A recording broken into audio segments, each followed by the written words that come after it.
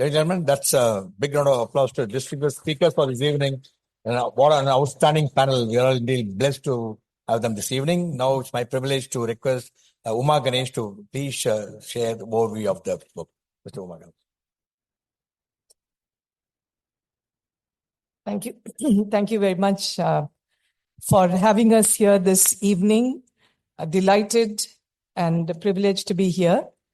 This sort of an opportunity to be part of the proceedings or deliberations that Madras Management Association is been organizing for a while. I'm really happy that today we have an opportunity to be part of these discussions. Also happy to know that FICCI has also come forward to be part of the organization of this event. I'm also very delighted that one of our co-authors, Ms. Arundhati Bhattacharya, she has found time to be part of today's discussions. And let me add my congratulations, my hearty congratulations to her for her being conferred the Padma Shri Award recently. Mr. Kumar has been our very old friend, very young friend, and a mentor, well-wisher. And every time we think about anything to be done with Chennai community or want to do anything new in our life, we always reach out to Mr. Kumar. And I'm so very happy that because of MMA's program today, we have had the opportunity to reconnect with Mr. Kumar after some gap. And also have other friends whom we have not been able to meet very frequently, Anushka, Pooja, and several others who are there in the audience. Thank you, Group Captain, for inviting us. So the book, Nari Shakti. Let me take a few minutes to share with you what is the genesis or what really inspired me and Ganesh to think about writing this book, or rather bringing together ideas around this book and inviting several others who have got very incisive thoughts around the theme of women, their success, their challenges.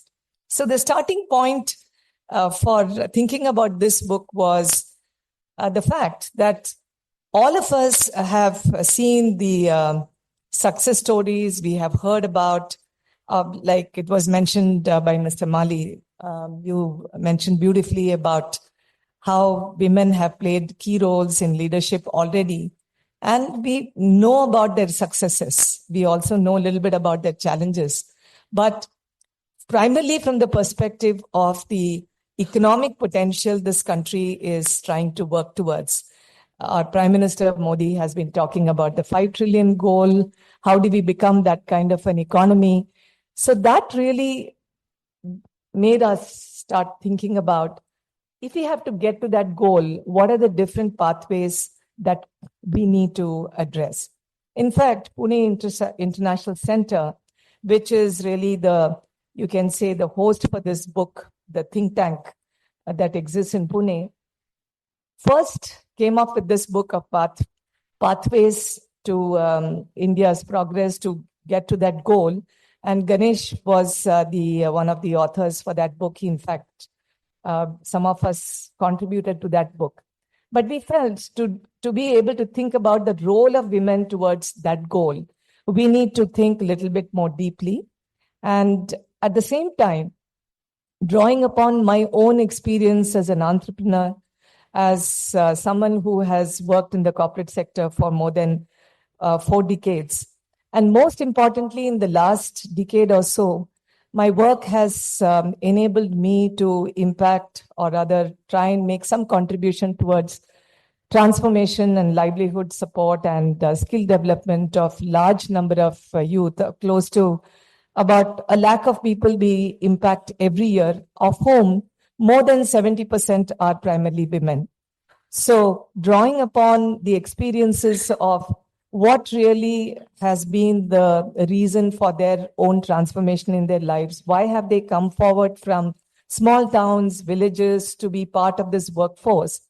At the same time, the communities that we work with, we still find there are huge gaps. whether it is in terms of education or in terms of livelihood opportunities, and simply the economic freedom, the social contours within which, the cobweb within which they have caught up with, not just in the rural parts of India, but even in the urban parts of the country. So, what are the ways in which some people have managed to come forward, and how do we look at more women to come out of these kind of situations that they have caught up with? And therefore, we felt that in this book, there will be a necessity for us to look at how do we get to that situation where, as the country progresses towards the economic goals of prosperity, what is the role that women can play? And rather than speaking only about a few success stories, get some of the successful women leaders like Arundhati Bhattacharya, Pooja, and several others who have shared their thoughts through this book. Get them to talk about how do they view the roles of women, and from their perspectives, not only talk about challenges, but talk about what could be the way forward and what do we need to do as a nation, as responsible citizens, and as responsible stakeholders, what can we do differently so that we would see that not only women get transformed, but the society gets transformed, as they say, and the whole nation and at a global level, we are able to make a huge impact. So that was really the background within which this book actually started getting conceptualized. And thanks to PIC's support and our own network and other well-wishers, we managed to reach out to several leaders who have shared their views in this book. So just to share with you a couple of perspectives which could act as a background before we have other speakers talk about.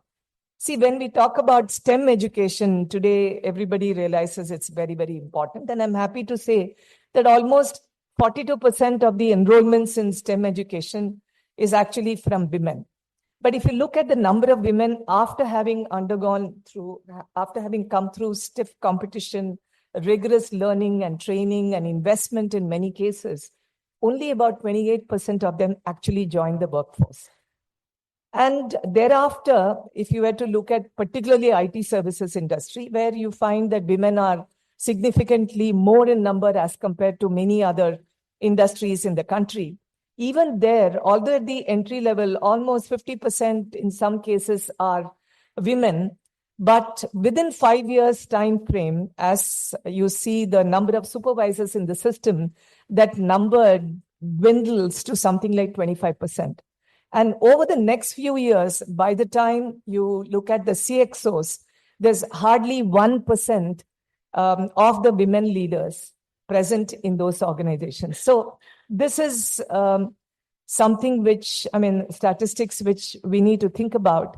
If this is the status with the segment which is educated, which is privileged, which has had a lot of support from the corporates, from the employers, from their families, yet we find that there is a big drop-off from those opportunities. And we know very little about what happens to those women.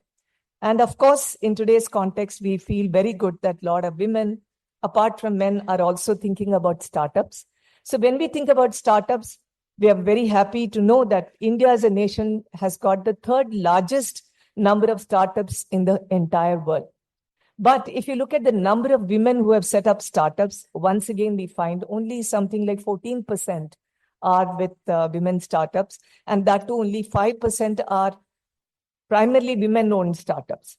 So there again, there are many concerns, many challenges they face, and quite a few incubators, academic institutions, government think tank, policy makers, banks, other financial institutions are coming forward to address some of those challenges and help them build a network, create that kind of a support system which will enable them to become successful entrepreneurs. But the success is yet to come, and there is a lot that we need to do there. Lastly, I would like to touch upon women in the communities with whom we have been doing quite a bit of work, and I can tell you that if there is one thing which they lack, because of which they are not able to earn their own livelihood, it is simply because of lack of support system. Nothing else really stops them from being able to do that. Of course, they lack confidence, but that's something that if there is a proper ecosystem created, we find that they are able to rise and shine in no time. Skills they may not possess. Yes, if you provide them with those skills, they are able to rise and shine and make things work for them. Digital literacy, majority of them do not have digital literacy. Majority of them do not have access to mobile phones, etc., etc. But even if these are addressed, ultimately their ability to come forward and sustain their livelihoods and be able to build confidence and capability to independently manage their finances and futures, that is remaining a huge question mark. Let alone going into rural areas of the country. In every city, whether it's Chennai or Mumbai or Pune or any other large city, we find that between 20 large buildings accommodating, let's say, 500,000 people, there are communities residing just next to those buildings, and we are actually dependent upon them. And these are women who just support themselves as maids or lowly paid jobs sometimes, and many times they are unable to do that. And we know all the violence and all other hardships they undergo. So how do we ensure that in this journey of progress, we keep more women in the corporate world, we help more women to become successful entrepreneurs, and very importantly, get those women from the marginalized segments of the society to be able to stand on their own, be able to work from home and be productive and contribute to their families, and also in the context of our own economy. These are some of the questions that we try to address through our own perspectives, as well as from the perspectives of several other contributors to this book. You would get to hear some of those insights and perspectives from some of the authors who are present here today. But for others, request you and welcome you all to read the book and share with us your thoughts and feedback. Thank you very much. Thank you, madam, for sharing the view. The book is available outside. The authors are more than happy to autograph and read the book. Now it's my privilege to request Mr. Kumar to deliver the special address. Mr. Kumar.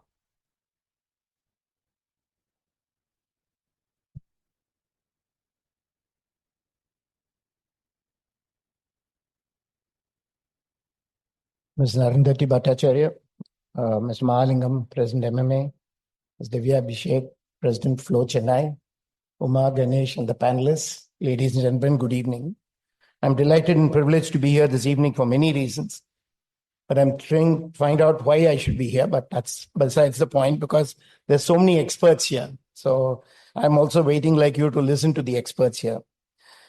But also for this launch of this book, Nari Shakti. Let me first congratulate Ms.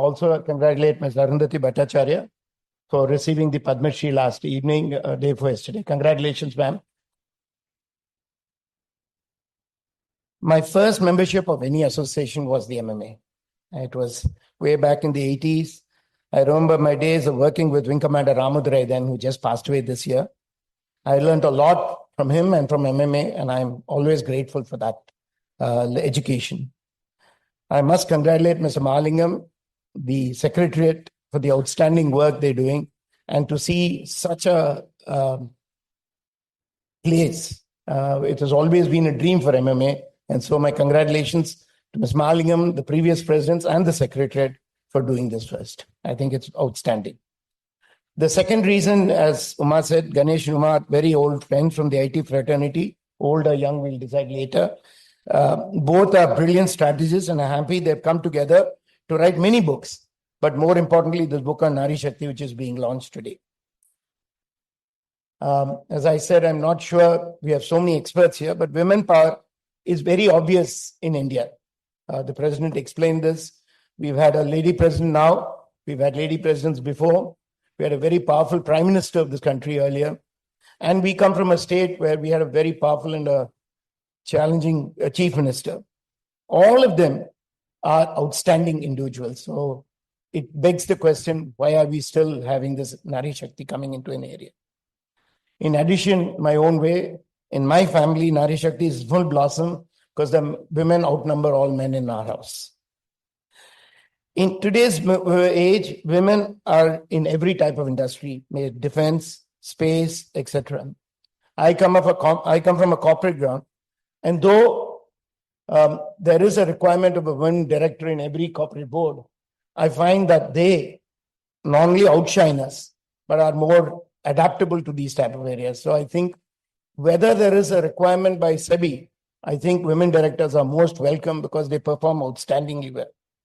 And then we have Ms. Arundhati Bhattacharya. Apart from being the first chairman of State Bank of India, she represents a company which is the raison d'etre of software as a service, so Salesforce.com. And she leads that in India. And therefore, there's nothing more to say in this area because women are capable. But as Uma said, there is the other side of the coin. In a country like India, many rural and I'm surprisingly in many urban areas, women are not recognized and given that their due place.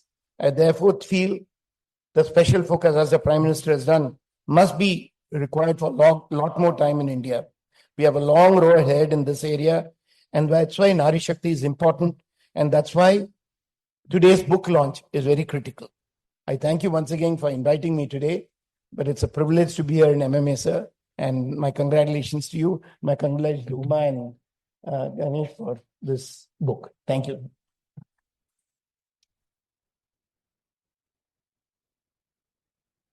Thank you, Mr. Kumar. Sarma Group is always privileged, a great support of MMA.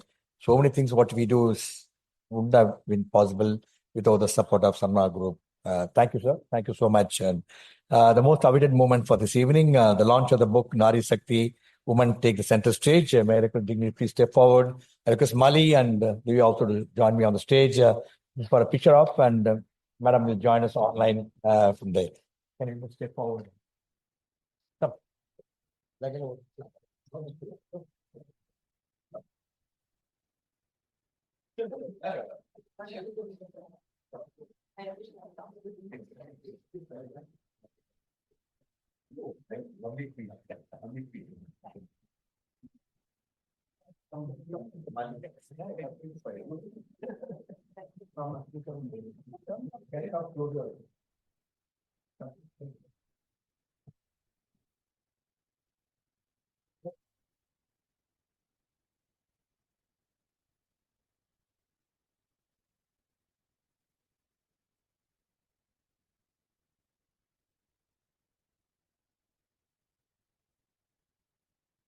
And so that was. May I now request Arundhati Bhattacharya, former chairperson, State Bank of India, chairman, CEO, to deliver chief guest address. Ms. Arundhati. Thank you very much. Thank you. And first of all, my grateful thanks to MMA for organizing this function, to Mr. Mahalingam, as well as to Ms. Divya from FICCI Flow. FICCI Flow obviously has been very much part of many initiatives in respect of women entrepreneurship and women in business. So thank you very much. Of course, the role of Uma Ganesh and Mr. Ganesh Natarajan, that is undoubted, means they have been really the driving forces behind actually getting this book onto the stand. So my grateful thanks to both of them. Today, when I was asked to deliver this address, the first thing I wanted to say that this book is really, it's really something that is very important for people to go through. Because we talk a lot about equality, we talk a lot about Nari Shakti, we talk about India being the land where women have always been revered and they have been worshipped. In fact, when you talk about Nari Shakti, you remember the figure of Shakti. That is, the representation of Durga, Lakshmi, Saraswati. They are all representations of Shakti. And the only sad part is that while, a lot of women have been worshipped through the ages, by us. However, the people worshipping them, that the priests, there are hardly any mention of women priests anywhere in our books. Okay, so you are worshipping Nari, but on the other hand, you are worshipping the form of Nari, but on the other hand, you are not allowing the women to be the main worshippers. That role is reserved only for men. In fact, getting women priests to conduct a wedding was something that was totally unheard of. But it's only recently that I've begun to see a few such women taking up these roles, and it gladdens my heart when I see a marriage being performed by a woman priest. So the fact is, we are beginning to break those ceilings. That's a fact. But having said that, I think what I really wanted to talk about today, and what I have talked about in the chapter as well, is the fact that this is not a fight that women or men on their own can fight. This is a fight that needs to be fought by society in entirety, because it is the socio-cultural, makeup that we have. It is the cultures that are very deeply ingrained in all of us that actually determine our outcomes in life.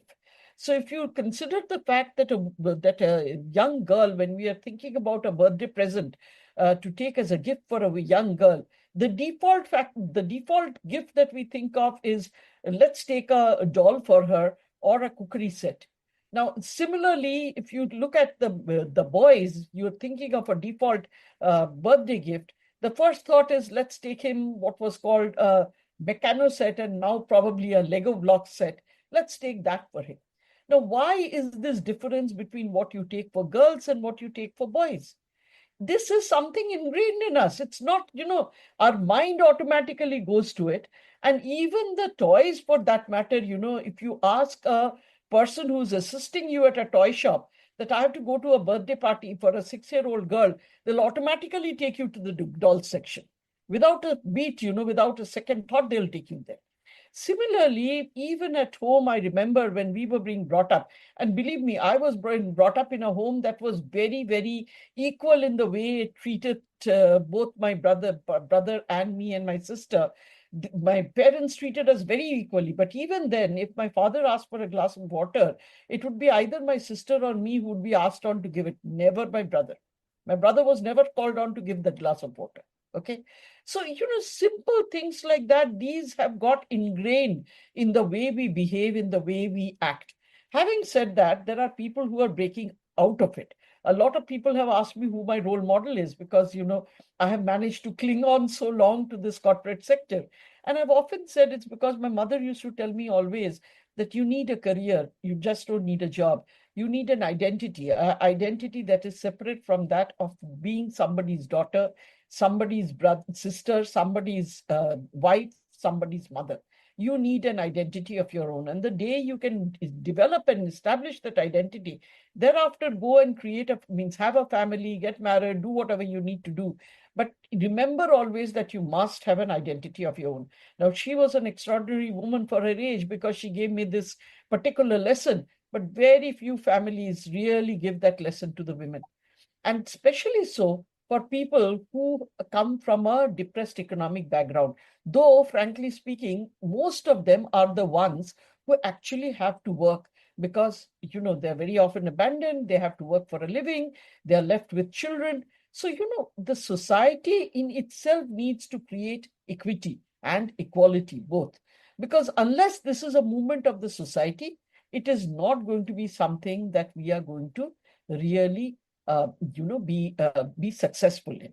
For that matter, when I was thinking about what more I should talk about at this talk, I was thinking about, the very many people that I have had working with me, especially in my home. Now, many of these ladies are women. Most of them, however, are abandoned women. And because of that, the state in which they are, because they're abandoned with children, and the amount of work and labor they need to be put through, it is really and truly, society alone that can make them aware at a very early age as to what are the pitfalls that they face as they go ahead in life. We don't make them aware of that. And the end result is that they bear the brunt of having to look after the children, both manage their not only their welfare, but also how they bring home the bread, so to speak, and look after the family as well to ensure that people are not going astray, that the children are looked after, and they have an education and they grow up to be something that makes their life, that brings out the potential in them. So my request over here is, and I see that there are a lot of men as well as women in the audience, and that gladdens my heart, because many a times when you are talking about anything to do with women, you'll only find women in the audience, and that's not the fact over here. So I applaud the MMA for having brought together such a diverse audience. But my request only is that, with this book, what we have tried to put out is the fact that we need maybe a silent social revolution, which takes into account the fact that women today are facing these issues, not so much only because of the particular role a man or a woman plays in their particular station in life, but also because of the socio-cultural standards that have been set up and which need to be sort of, changed from the roots. We need to, for instance, in my article, I have covered that as well, that in the Scandinavian countries, for instance, when a couple have a child, it is expected that the father takes as many days off as a mother does. That is the expectation. There is no, choice given to the father about not taking that kind of leave. So thereby, they are setting the expectation that the father is equally responsible for the upbringing of a child. It is not the mother's job alone. So this concept of the primary caregiver, which we have for women, this is so ingrained in the minds, not only of society, but also in the minds of women, that given a choice, they will take the primary caregiver choice and give up their careers, because that is not only the expectation from them, but it is their own expectation of themselves. And that, to change that, is probably the toughest thing. Means you have to get between the ears, you have to get where your brain is, in order to make people believe that should not be the expectation out of them, that everybody is actually responsible for childcare, for bringing up a child, for creating a home, for actually doing all of the work that today women do. In fact, I was very surprised to find about, I think, 4 years back, when the census was there, that the women participation in the labor force was at that point of time showing up as very, very low. In fact, lower than many of the very conservative nations that we have in the Middle East. And that was a bit of a revelation till I understood, and this is probably the cause, I cannot say it is the cause, but the probable cause is that most people in the rural areas, they identify themselves as home workers, even though, or homemakers, even though they may be actually doing most of the planting and the weeding and the looking after of the crops in the fields, as well as doing extra work as part of SHGs or joint liability groups or whatever groups they are in. Because it is a stigma to be identified as somebody working, so they identify themselves as homemakers. And that's why the women participation in our labor force shows up as very, very low. They are not proud of the fact that they are making a livelihood for themselves, or that they are helping with their menfolk, sometimes even standing on their own feet while their menfolk go away to the cities to work in order to do all of this work, which they believe is part of homework itself or housework itself. Or they do not want to declare that they are doing things over and above what they do for the home. So, overall, as I said, the societal expectations is what we need to change. And for that, we need to have very specific steps, not only from the government, but also from private enterprise, also from bodies such as yours, whether it be the industry bodies, whether it be the management bodies, where so many thinkers come together as to how exactly we can take this forward. Because if we don't do that, if the societal expectations, the weight of it continues to weigh down upon us, is very difficult for women not to have so many, the stakes, sort of stacked against them. It is very difficult for women not to fall off the workforce. I remember in the State Bank of India, when I was there, we were recruiting anything between 33 to 37% of our new hires would be women. By the time you came to the senior management level, it would go down to as low as 4%. From 33% to sink to 4%. Imagine the number of people who have fallen off in the way during the entire journey. And even in Salesforce, which by the way is far more supportive towards women, even here, that 4% may have become 12%, but it's not more than that. Even here, we have found that it is very, very difficult to keep women in the workforce. There is a tendency for them to fall off because of that expectation of being the primary caregiver. Because they take upon themselves the task of ensuring that if there is a crisis at home, they take upon themselves the task of ensuring that that crisis they handle alone, because that is the expectation. The men, on the other hand, right from childhood, they are taught to think that they need to prioritize work over family. That is supposed to be what a man does. A boy is encouraged not to cry in public because that does not show good manly tendencies in him.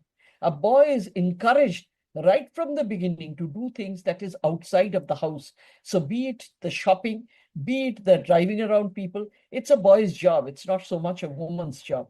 So we have in our minds bifurcated these jobs into what a man does and what a woman does. And we bring up our children in the same way.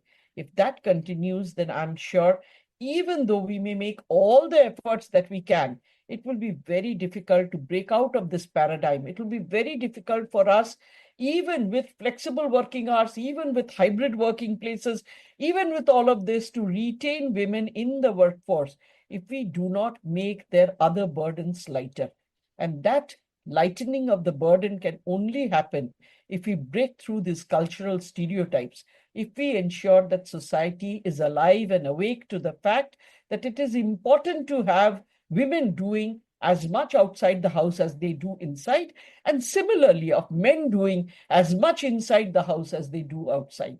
So unless this balance is created and we do everything in our power possible to bring about this balance in society, it will be really and truly difficult for us to change the situation dramatically from where we are today. Yes, it will happen in bits and pieces, but as anybody can tell you, and probably there's a McKinsey study as well that says then in order to get to gender parity, we will need something like 156 years.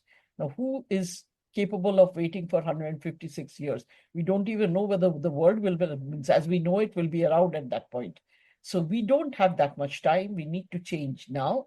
And to do that, we need to put out a call to society that we need to change our beliefs. We need to change the way we look at things, and we need to think afresh. We need to bring about a balance in everything we do, whether at home or in the workspace. There has to be balanced representation, because that is what we all are striving for.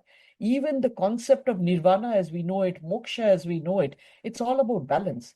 It's all about neither feeling grief nor happiness. It's all about balance. And that balance between the genders, if we are not able to perpetuate it, not able to really get to it, we will not be able to release the potential of society, the potential of our country. We will not be able to get there. So this is merely a request and a call to all of y'all that we need to work unitedly towards this.